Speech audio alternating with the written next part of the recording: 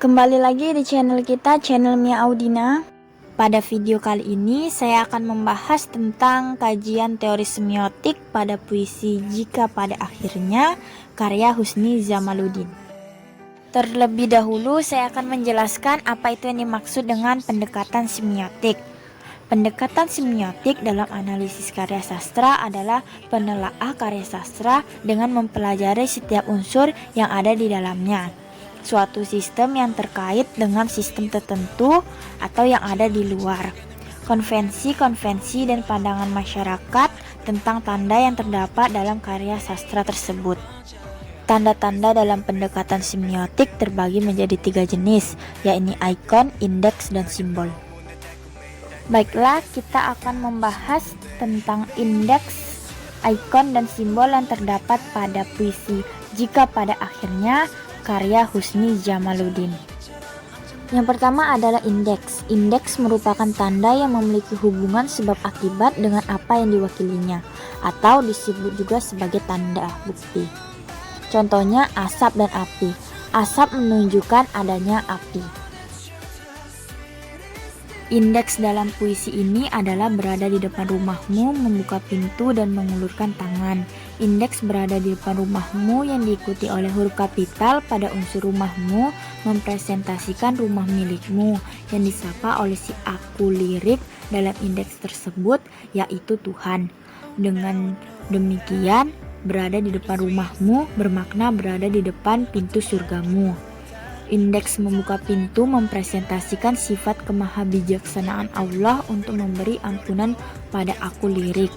Indeks mengulurkan tangan merupakan tindakan yang mempresentasikan hal yang senada dengan ikon membuka pintu, yakni mengasihani, memberi ampunan bagi seluruh pendosa si aku lirik.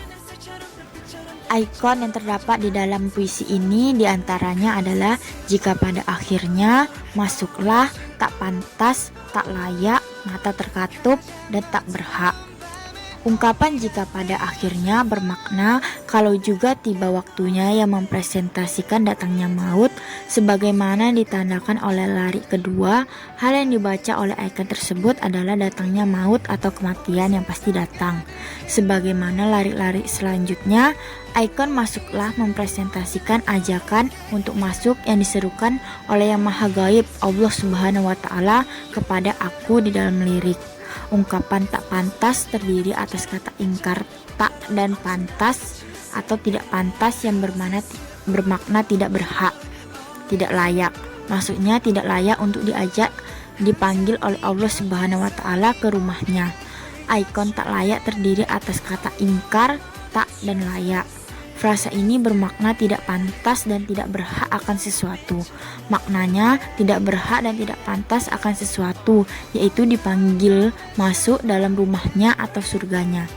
Ikon tak berhak terdiri atas kata ingkar, tak, atau tidak, dan berhak yang bermakna tidak layak, tidak pantas dalam rumahnya atau surganya. Adapun tanda-tanda simbolis puisi ini adalah unsur tubuh terbujur kaku dalam lari, mata pun katup dan tubuh terbujur kaku. Rumahmu dalam lari, barangkali aku bisa segera di depan rumahmu. Mimpi dalam lari, sisa mimpi. Bumi dalam lari yang kubawa dari bumi. Mata dalam lari, mata pun katup dan tubuh terbujur kaku. Kata mata yang secara kesehatan dimaknai sebagai salah satu alat panca indera yang digunakan untuk melihat, dalam puisi ini merupakan simbol kematian fisik secara duniawi yang dianugerahkan kepada manusia atau hambanya. Dapat pula dimaknai dengan usia, seperti dalam ungkapan menutup mata. Simbol tersebut diperjelas oleh unsur-unsur lain dalam lari, mata pun katup dan tubuh terbujur kaku.